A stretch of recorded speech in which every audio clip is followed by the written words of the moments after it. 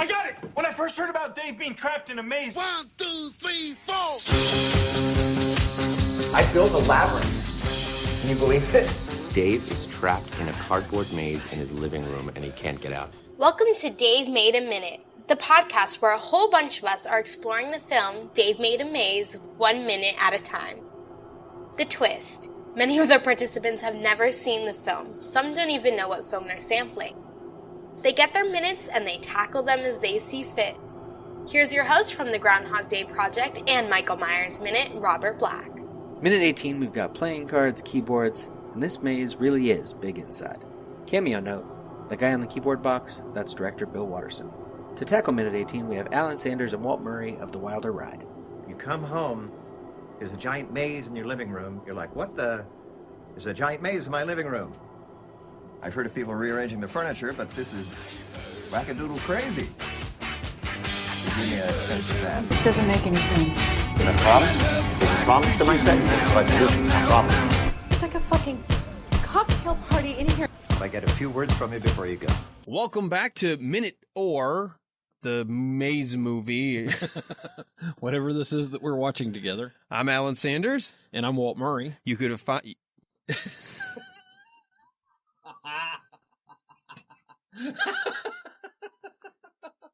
And you would normally be able to find us at The Wilder Ride, which is appropriate for how I'm feeling about the ride I'm on right now with this movie, because the last time you heard us was on Minute 4, when Annie comes back home to find Dave lost inside of some cardboard fort saying he's lost. Yes, and now we, I guess, are making our way through this maze of a cardboard box that he's lost in. Obviously, because now we're starting Minute 18, so all I can tell you is Minute 18 is going to start with Annie and some dude, I think this is Gordon, saying this must have taken hours as they come through one of those. So instead of beads, it's like lines of cards, like playing cards. There's playing cards all over the wall. It looks like a giant playing card hanging on the wall. And it's going to end with what looks like some documentary filmmakers who are with them, and they're looking down a hall dressed to look like giant keys on a keyboard. Yeah, and as they come through this, they recognize the box that Dave's keyboard came in. Not yet. Not yet. I was just setting the beginning in here. The first thing that I can recognize as being something. I was just setting the beginning and the end. So let's start at the very beginning. It's a very good place to start. When some people, they start with ABC or 1, 2, 3. But with music, you begin with do, re, mi. All right, well, in this case, I have no idea what we were beginning with. We were beginning with a bunch of playing cards on the wall of what looks like a cardboard set. It looks like everything in this room, the walls, the ceilings, everything is cardboard. Well, they didn't have to spend a whole lot of money on this set. At this point, it's cardboard and playing cards, and it looks like the King and Queen of Hearts drawn in crayon. Mm-hmm. Well, I don't know if it's crayon or colored. It looks like it's cardboard cutouts with maybe crayon on top for emphasis. So what I think is interesting is they've got and I know this because I play a lot of cards. You've got the King of Hearts because it's the Suicide King. It's the one king that has the sword, like it looks like it's going through his head. And I guess it's appropriate because he's on one side. The Queen of Hearts is on the other side, and they have the actual little heart symbol next to her. So you see, what looks like crayon actually looks like raised cardboard cutouts. So if you freeze it, you can see they've lit, especially her. They've lit her from below, so it's casting shadows. So you can see that there's a third dimension of cardboard. So it's not flat for the King and Queen. It's got taped on layers of cardboard that has also been cut out to provide accents for the eyes, the eyebrows, the hairline, the heart, the lips, the nose. So pretty intricate, actually. So what they didn't spend in money, they did spend in time creating this thing. I can tell you a lot of time must have gone into making this set. Yeah, this is pretty intricate. So we know thanks to Robert, who gave us a list of all the characters, we know Gordon is the guy that's coming in behind her. I have no idea who Gordon is in the relationship of Dave or Annie, or maybe the relationship between Annie and him, or what. I don't know if this is a neighbor, a friend, a colleague. No idea. He seems to kind of know them, though. He seems to have some kind of at least cursory knowledge of them and their relationship. And coming in behind them, we've got a guy with a sound pole, like he's a boom operator, a sound operator, like on a set, like he's filming as if we're somehow on a reality set. But I don't see a camera guy just yet as they're walking in. I see some other goofball behind him with something around his neck. I don't know if it's a light meter or what, but there's a second person. Oh, and as Annie moves right around second, looks like 30. I just want to make sure we're not missing something, but there is a guy holding a looks like a handheld video camera. I can guarantee we're missing something. We're missing a lot. So it's like we're in some kind of when they first walk in, you see that there's someone else kind of coming in, but you don't really see him until about second 16. Okay, I see the video guy, then the sound guy, and so there's a group of three. So I guess it's like Poltergeist. I wonder if these are the people they brought in to video the phenomenon. Kind of document what's going on. Yeah, they probably reached out to a paranormal agency, went to some campus university. So maybe that's it. Maybe this guy, Gordon, is a professor. She knew he worked at a university that had a department for the investigation of the paranormal. And so they're here to document their progress entering this cardboard fort that obviously is a lot bigger on the inside than on the outside. You're building your own movie here, aren't you? Well, I've watched a lot of either Doctor Who and Harry Potter. Right. Yeah, I'd say you could possibly be on the right track here. I mean, we have to kind of presume they're inside the fort. Yeah, and I'd assume from the last minute that we were on, which was minute 4, when Dave said he was lost, I'm guessing they're going looking for him. It would have to be at this point. They're obviously searching through. They're cautiously moving through. They're not running. It's obviously something they're seeing for the first time, the way they're talking about it and exploring. I mean, they're paying close attention to details on the wall. They comment, wow, this goes on forever. This must have taken forever. This has taken a lot of time. Yeah, and I'm lost. I gotta be honest with you. Whatever's going on here, I'm at a loss as to where we are and what we're doing. But it has to be one of the more interesting sets and movie designs I've ever seen. There's no doubt about that. So they're coming through a room of cards or a card theme. And as we cut at around second 30, we cut to further down or up, or however you want to look at the hallway of wherever they're exploring. And all of a sudden, we've got what looks like giant music keys, the black and white ivories of a piano or a keyboard on the wall. In fact, as Gordon and Annie are coming in, we see an actual box that looks like you would buy a keyboard in. That's been sort of opened up and laid two-dimensionally on the wall. It's laid completely flat. But artistically, whatever the design on the box to show sort of a wave of the keys of the keyboard on the actual merchandise has now been expanded to go out on both sides as if it's blowing out on the wall, creating these giant black and white keys. Yeah, it's like a never-ending keyboard now. And it's spilling all around them and circling around them, almost like it's just free-flowing, as if it's flowing through time here. Yeah, this might be the point where I would say, Dave, you're on your own, and I might find my way back to the exit. Why aren't they using a string? You would think that they would find, lead their way back. Yeah, put a hole, put something in the wall, do something to kind of make sure you can find your way back. Even Sigourney Weaver knew to drop some flares to find her way back out of the Queen's, area. I mean, absolutely. You're dealing with the Queen of Hearts here. Yeah, and I'm not one that is always great with directions, so I would definitely be marking my way back out. I'm curious. Maybe they didn't think of that. They didn't think that through. Maybe they didn't realize how big it was. Maybe that's it. I mean, how big could it be? I would bet. It's in their living room. Well, and they had to think Dave's nuts if he's lost in this, refrigerator box that's in his den. See, okay, I jumped to the paranormal because we're in here. Maybe what happened is she went to her friend Gordon and said, Dave has lost his mind. And I think we can make a fortune on a reality TV show. And let's bring some people over to film Dave, who can't find his way out of a cardboard box. Well, and there's also the possibility that the two of them went in and met the camera people along the way, because we don't know that this is the only way in. Oh, they were lost inside? Yeah. They're just kind of picking up people as they go. I get the sense they're with them, though, because the way they're staying behind and shooting them, like they're the focus point of whatever they're shooting. Good point. So it could go either way. It's either they thought they were going to make a reality show about the messed up life this girl Annie and Dave have, or maybe Annie poked her head into the curtain and realized something's messed up. So it's either the paranormal or Dave's messed up, and Dave could still be messed up either way. Yeah, I think no matter what, Dave's messed up. I do think this is interesting because this Gordon asks Annie, "Isn't this the keyboard you bought him?" And she says, "Yeah, well, at least it's, he's done something with the box." Well, the keyboard was right behind the door in minute 4 when you and I had our first minute. That's so right. the keyboard is left out there. He with just a took the trombone. box. Yeah, with a trombone. I wonder if there's a trombone box somewhere around here. There could be. Do you get the sense that Dave's kind of an underachiever? Or kind of one of those folks that I think he's a little kind of tries everything. quirky. And, yeah. Yeah. Okay, I see what you're saying by that. That he dabbles. Yeah, But doesn't really have a mastery of them. Exactly. Gives up easy. Maybe that's it. He's one of those people who just kind of gives up easy on pursuits. Gets an interest in a keyboard and kind of loses interest because he's not perfect at the end of a first week. And that could have explained Annie's expression again at the beginning of minute 4. What when are you trying now? Yeah, great. What is it this time? Yeah. What is it? What do you?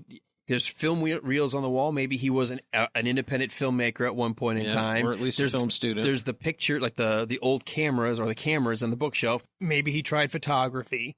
Then you got the origami on the floor. You've got the keyboard, the trombone. It's like Dave's never-ending quest to waste time and money, or to try to find what he's good at. Yes, he dabbles. I've known people like this. I've known people who just. They get involved with something and they're all in, for like 1 or 2 years, and then they get bored and they go on to something else. Yeah, I know those the type. I've had a couple of those hobbies along the way, but never anything that really cost me a lot of money or anything. But I know the type. Mm-hmm. I think we all do. As they pass the keyboard, we're back to the one reverse shot that we first saw them entering this hallway. So obviously the keyboard is against the wall in the room that they're coming through. So they come back through this doorway, and she peers down to look, almost like you kind of have to, not necessarily crouching, but the archway's tall enough.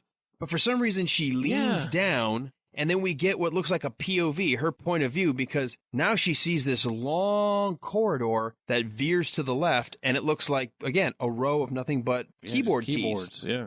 Just the black and white keys all trickling down this path where you've got cardboard sheets on the floor. You've got cardboard up on the ceiling. It looks like it's like a world made of cardboard. This kind of reminds me of that Tom Petty "Don't Come Around Here No More" video. It does. It has that same kind of Alice in Wonderland feel that they were going for in that video. Isn't the bad person the Queen of Hearts in Alice in Wonderland? Yeah, I think it is. Yeah, I think it is. So they're going down, like you and I go down rabbit trails all the time, but I'm waiting for the Mad Hatter to show up, or or Tom Petty to be sitting here. Tom Petty, don't come around here no more. I love that song. Guess I'll be listening to that on the way home. I'm gonna have to cue that up. Oh, I know where we're gonna go eat for. I know where we'll go eat for dinner now. 8-track. 8-track. Yeah, exactly. Perfect. Free plug. If you're in Cartersville, check out 8-track, and it's spelled ATE track. And it is awesome. Well, that's where we actually are going to end this particular minute, looking down another empty, long, winding corridor of now keyboard keys. So we come in with playing cards, and we leave with keys. Maybe he dabbled in playing like Magic. Yeah, he could learning have. how to play card tricks and stuff. Or maybe he tried gambling. Maybe he was one of those guys that tried to win those poker nights and stuff. Yeah, it could be. I think I definitely get the sense that Dave is a dabbler. Yeah. We have no idea, but it feels like we've got enough contextual clues here to tell us that he seems to have a lot of pursuits, or he's who's the guy, Leonardo? He's a Leonardo da Vinci, where he's a master at absolutely everything. That's why he's always got all the stuff around him, because he's got so many pursuits. I don't think that's Dave. I take Dave as more the slacker type, and because like she said, well, at least the box is getting used, right? At least he used the box. You're right. In that sense, you're right. He bought it, didn't play with it, or said he wanted to try keyboard. She bought it for him. He may have played with it a couple of times and just left it behind the door. Right. Okay. Yeah, I get the sense from her of, I love him, but good grief. Yeah. Well, I mean, what the hell? Yeah. So I want to know where the light's coming from. We've got light in the first scene. And they look up and they go, it goes on forever. Yeah. And I didn't know if it meant goes up forever or goes, like, keeps going on, like they keep seeing paths in front of them forever. But either way. I can't figure that out either, because it seems like an arched kind of a hallway here. And what bothers me is because of the shadows, and we have a shot specifically looking at the Queen of Hearts, it's lit from below, but we also see light above. Mm-hmm. So there's ambient light coming from somewhere. Yeah. This world, wherever they are, this fortress, We don't see any light bulbs. We don't see torches. Well, torches would be bad around cardboard. Torches would be bad. But we see no light, but yet there is light accenting behind them. There's light accenting the walls. So there's just general, hey, there's light. No explanation for it. Yeah, there's no just light. But and it's actually kind of weird because in that end shot, you have a strong light on the right side of the hallway and more shadowy on the other side. Yeah, you definitely have distinctive shadows as if the light is coming through slots or slates or something, like a picket fence or something, and the light's real low, casting these long shadows. So it's an interesting shot, kind of a neat shot. Visually, I think it's neat so far. I have no idea what the movie is about yet. Yeah. Well, and honestly, so far I know it's about 18 minutes long. When we watched, or when I first sat down and watched these minutes a week or two ago, I was like, yeah, I don't think I didn't have any interest in this movie. Now I'm like, okay, I've got to go find this and watch it. I hope it's out there somewhere for, streaming, because I really want to watch this now. Do you think there's any significance when they first walk in? All the cards, like all the playing cards, are compact, like they're all on top, and then they start. Looks like they're scattering, as if they're falling and spreading out. Only it's going horizontally instead of vertically. Yeah, I noticed that too. I don't know if there's a significance to that or not. I'm looking forward to seeing the making of the maze, or Dave built a maze, because now I've got all kinds of crazy questions about this movie. Yeah, there's something about it thematically that I want to keep exploring. I just did this. I paused it as I was thinking we were done. The guy Gordon, again, we know his name. We haven't heard it, but only because Robert gave us the character breakdown, and we know that that's Gordon. He's got a weird T-shirt where it looks like almost a superhero with a sword inside of a circle, or some kind of looks like a costumed kind of character. Looks like either holding a bat or a sword with a red circle around his shirt. I was looking at that to try to figure out if it was a character that I knew. At first I thought it was Popeye, and looked a little bit closer. I don't think it is. But I was trying to figure out if it was a character that I knew, and I couldn't make it out. I'm sure it was something made for the movie to avoid having a logo, but it looks like he's got a long sword in his upper right hand, and it's held up above his head. Yep. He's sort of in a two-dimensional running pose, almost like he's a game, like an 8-bit video game. Yeah. And it looks like he's holding either a dagger or kind of a much shorter sword, but he's holding it like he would plunge it fist down rather than holding it up like a sword. So it kind of reminds me of some of the artwork that Navy fighter squadrons use. Oh, like they would do to kind of for their fighter squadron, sort of like a logo for their fighter squadron. I don't think that guy has a Navy look to him or a military look to him, but it does kind of have that same style of artwork to it.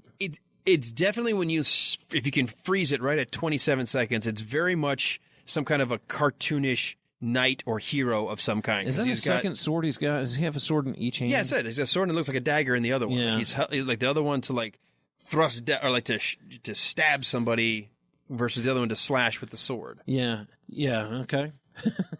Yeah. So it makes no sense. It shines no more light for us. I want to point out that at second 29, just for the fun of it, they're shooting what looks like on a Canon XL1, maybe, the older style of camcorders that a lot of the initial independent filmmakers were saying that was the best handheld. A lot of reality shows use those still. And I believe the movie 28 Days or 28 Days Later was made on all of that. That was the big thing. Like shot all on the Canon XL1s. Oh, interesting. So, and if I'm wrong on the exact designation, if that's like an XL2 or an XL, if somebody knows these cameras better than I do, I just know that style of the camera was sort of like that all-in-one, really good lens. It had that curved back-end body, and is still used to this day to make a lot of the documentary and reality type videos you see on. So these are definitely guys who know what they're doing, shooting. Well, they've got gear that makes it look like. That's what made me think maybe this is a reality TV show that they were. But at the same time, this would be also something that maybe a college investigative team might actually use to document, because again, documentary filmmakers will use these kind of cameras too. They're really reliable. They shoot really good video, and notice it uses tapes. So 8mm digital uses digital videotape. I don't remember if it's 8mm or if it's a proprietary thing for Canon, but that sound guy's got his little sound pack on, the recording device. Yeah. He's got his headphones to check for, make sure if there's any like trains going by and stuff. So, make sure you have to redo your lines. And so he's getting ambient sound. And then we don't know that third guy back there. And then funny, these guys, the character names, by the way, the guy holding the boom, His character name is Boom Operator. The guy holding the camera is Cameraman. And the other guy is Harry. Yeah, so, they didn't give him any kind of designation like guy lost in the maze or anything like that. He's just Harry. Just Harry. And that is, I think I mentioned this in minute 4, that is James Urbaniak, the only person I recognize from this. And he's been in a bunch of stuff and stand-up comedian and done some writing, I think, and then is on several podcasts. Well, like I said, I recognized her as being part of, maybe it was just a pilot of a Fox sitcom. Mm-hmm. She did campus humor videos, so so obviously she's got a comedic background. You know a guy, so that goes back to my thought, well, there must be at least some sense of levity, even if it's like a horror comedy or a fantasy comedy or something. There must be some comedic elements to get these comedic actors. Yeah, because I think that everybody who I looked up related to this had some kind of comedy background, and a lot of them have worked together before, or at least worked on the same projects before. By the way, one other thing I want to comment on as we start to wrap up, I think, unless you've got more, minute 18, the music. First time I'm noticing it is they're exploring. I get the sense that they're in a video game. It doesn't sound like a movie soundtrack. It sounds like the kind of soundtrack you get when you're just exploring a room in a video game, whether it's on a console and you're like, I have to examine this, I have to examine this. Is there something usable? Can I put it in my backpack? Which, by the way, she's wearing one. So maybe that's where she puts all of her rolls of cheese that when they fight a dragon, they have to like pause the dragon fight to eat all the cheese to get all their health back and stuff, like Skyrim. Yeah, and that is something I meant to mention as I get distracted. So she's got a backpack with her. They knew they were going somewhere. They've got this whole production crew. She's prepared for some sort of exploration or journey or whatever. So at some point she had to realize that there was something going on here that was going. One would suggest that something happened between minutes 4 and 18. Possibly. There's something might have had to happen to explain this. Yeah, I've just, my inquisitive mind, I've got to understand what the devil's going on here. So yeah, I cannot help. I keep listening to the soundtrack as this is looping while we're discussing it. And it sounds like those kind of games I've played where it's more like a mystery. You're exploring to try to figure out. There's not a fight scene yet. The music was designed to change as soon as we get into a fight sequence or as soon as the monster pops up, which no monster or anything like that yet. But I feel like I'm in a video game. It's got that sense. Not 8-bit. It's not going right. But it's not far from that. But it's got some of the same themes of like maybe tone, almost like a late 90s video game. Yeah. There was oh my gosh, there was a game. It was a puzzle game where you were in a mansion, a haunted mansion. You were a guest, and every one of the puzzles got harder and harder. It reminds me of that. I can't think of the name of the game. Seventh Guest.